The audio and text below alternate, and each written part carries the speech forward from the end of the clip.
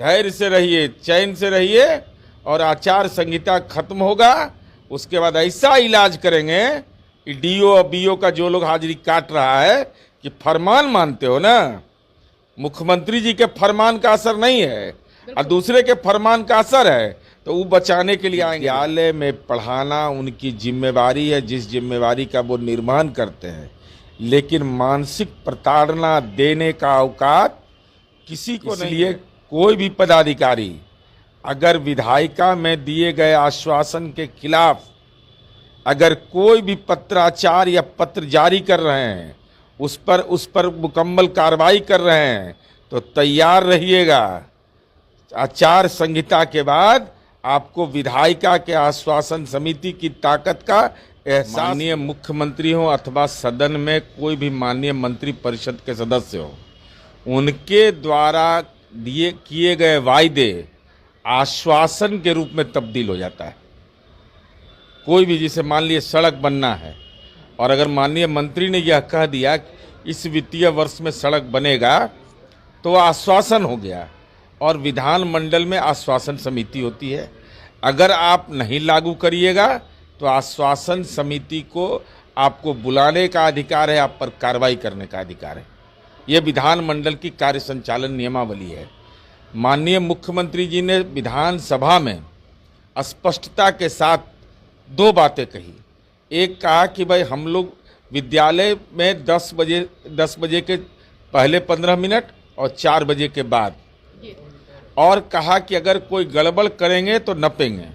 ये दोनों चीज़ें वीडियो निकाल लीजिएगा। तो जो भी पदाधिकारी किसी के भय से, धौंस से, अगर शिक्षकों का माननीय मुख्यमंत्री के द्वारा दिए गए सदन में निर्देश का अनुपालन नहीं कर रहे हैं, आचार संहिता खत्म होने दीजिए।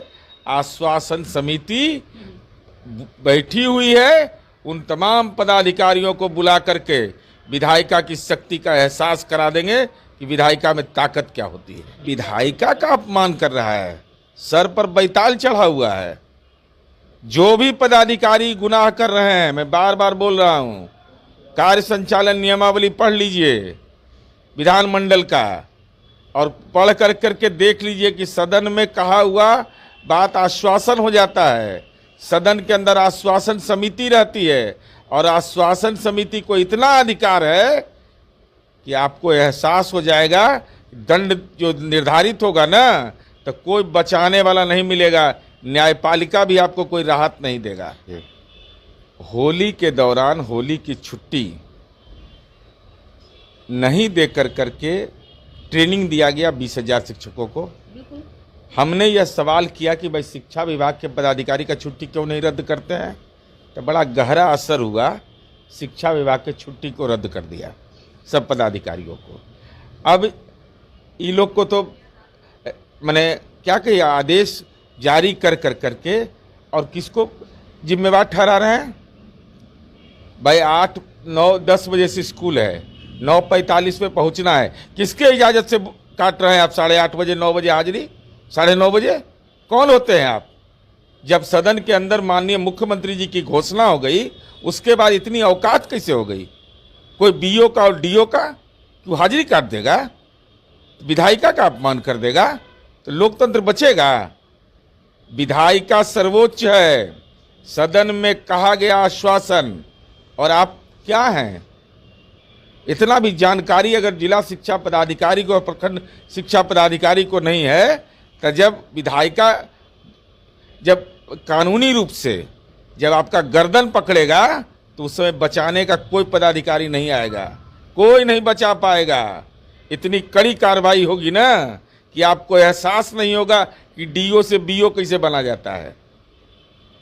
दंड का कार्रवाई निर्धारित करने का अधिकार है विधायिका को। इसलिए धैर्य से रहिए, चैन से रहिए और आचार संहिता खत्म होगा। उसके बाद ऐसा इलाज करेंगे कि डीओ और बीओ का जो लोग हाजिरी काट रहा है कि फरमान मानते हो ना, मुख्यमंत्री जी के फरमान का असर नहीं है और दूसरे के फरमान का असर है, तो वो बचाने के लिए आएंगे। जरा तो देखेंगे बचाएगा कौन, कौन बचाएगा। ये लोग को लिख दिया है हमने, माननीय नवल यादव, माननीय संजीव जी ने पत्र लिखा है सारे डीओ और बीओ को हमने भेजा है कि भाई ये है नियमावली, सदन के अंदर ये आश्वासन है, इसकी अवहेलना करना संविधान के साथ गलत कर रहे हैं। और मैं अब खुल करके बोल रहा हूं कि आश्वासन समिति उन बिंदुओं पर विचार करेगी जो भी पदाधिकारी हाजिरी काट रहे हैं, मुख्यमंत्री के निर्देश की अवहेलना कर करके, वो तैयार रहें, अपना नौकरी के लिए अपनी नौकरी की चिंता जरूर करेंगे। हम लोग साक्ष्य जमा कर रहे हैं, साक्ष्य जमा हो रहा है, साक्ष्य तो फाइल तैयार हो गया है। अब बहुत तरह का साक्ष्य है, एहसास हो जाएगा कि विधायिका की ताकत क्या होती है। हम लोग कोई दया से आए हैं क्या, किसी के पैरवी से आए हैं, मर्जी से? यही अपर मुख्य सचिव क्या है, ये चाहे अपर मुख्य सचिव का आदेश मानिएगा ना, तब माननीय मुख्यमंत्री का आदेश नहीं मानिएगा, तब पता लग जाएगा कि विधायिका की ताकत क्या होती है। बिहार में लागू नहीं है, बिहार में शिक्षा का अधिकार अधिनियम लागू है, आप राष्ट्रीय शिक्षा नीति के प्रावधान को लागू कर रहे हैं। इतना ज्ञान भी अगर नहीं है तो कौन मदद करेगा? और छुट्टी पर भी हम इनको बताने जा रहे हैं, पूरा डिटेल निकाल रहे हैं कि दुनिया के अंदर में विद्यालय का संचालन कैसे होता है, देश के विभिन्न राज्यों में कैसे संचालन होता है। ये बड़ी भारी माथा पर जो बैताल चढ़ा हुआ है ना, इनको ज्ञान दे देंगे। ऐसा थोड़े है कि दुनिया यही सबसे इंटेलिजेंट है, ज्ञानवान आदमी है, अब कोई वेतन काट लेंगे। पीछा करते हैं हम ना, तो हमारा आदत है, छेड़िएगा तो छोड़ेंगे नहीं। काम किसको कहते हैं? जो लोगों को प्रेरित कर सके काम के लिए। यही बिहार है ना, जिस बिहार के अंदर में नरसंहार होता था तो कोई दरोगा बहाल हो गया था, कोई नया सिपाही बहाल हो गया था। माननीय मुख्यमंत्री नीतीश कुमार जी का विल पावर और पंचायती राज में आरक्षण ने बिहार के अंदर में नरसंहार को खत्म करा दिया। सामाजिक सद्भाव का बिहार हो गया, लोग खेती करने लगे, चैन से रहने लगे, रात में भी घर से निकलने लगे। तो एक व्यक्ति ने यह निर्णय लिया तो वह सामाजिक परिवर्तन का मानक बना। और आपको एक विभाग दिया गया तो उस विभाग के शिक्षक का दमन कर करके, उसके आत्मसम्मान पर चोट पहुंचा करके कल्पना किया कि एक बेटी और बहन जब अगजा के कल होकर के ड्यूटी पर गई, कितनी पीड़ा उसको हुई होगी। ज्ञान नहीं है तब ना, ये तो कोई सामान्य ज्ञान का आदमी भी रहेगा कि अगजा के कल होकर के विद्यालय नहीं खोलेगा, कैसे जाएगा लोग भाई? क्या परेशानी होगी? गुड फ्राइडे बताइए, गुड फ्राइडे का छुट्टी आप रद्द कर दीजिएगा, आप सारे धर्म के मानने वाले लोगों का अपमान करिएगा, यह चलेगा?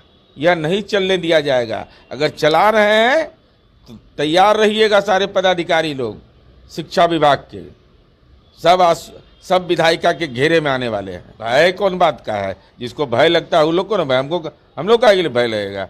भय लगता है, हम लोग भय दूर कर देते हैं। अब वो जाने पदाधिकारी अगर संविधान पढ़े तो उनको पढ़ना चाहिए कि विधायिका की ताकत क्या है, कार्यपालिका की ताकत क्या है। अगर विधायिका की ताकत की जानकारी नहीं है, संविधान की जानकारी नहीं है, तो शिक्षा विभाग के पदाधिकारी होने का अधिकार है। शिक्षक भी इस देश के नागरिक हैं और उनको भी संविधान के तहत विहित अधिकार प्राप्त है। विद्यालय में पढ़ाना उनकी जिम्मेवारी है, जिस जिम्मेवारी का वो निर्वहन करते हैं। लेकिन मानसिक प्रताड़ना देने का औकात किसी को नहीं है। इसलिए कोई भी पदाधिकारी अगर विधायिका में दिए गए आश्वासन के खिलाफ अगर कोई भी पत्राचार या पत्र जारी कर रहे हैं, उस पर मुकम्मल कार्रवाई कर रहे हैं, तो तैयार रहिएगा। आचार संहिता के बाद आपको विधायिका के आश्वासन समिति की ताकत का एहसास भी होगा। असर दिखेगा नहीं, असर लेटर जारी करके छोड़ देंगे क्या? उसके बाद कलम में ताकत का इस्तेमाल करके विधायिका में आश्वासन समिति में अपीयर कराएंगे, फिजिकल अपीयरेंस कराएंगे। माननीय मुख्यमंत्री जी का सदन में आश्वासन है, मंत्री से बड़े होते हैं माननीय मुख्यमंत्री जी, नहीं तो ये लाइन क्यों बोलते मुख्यमंत्री जी कि जो गड़बड़ करेगा वो नपेंगे।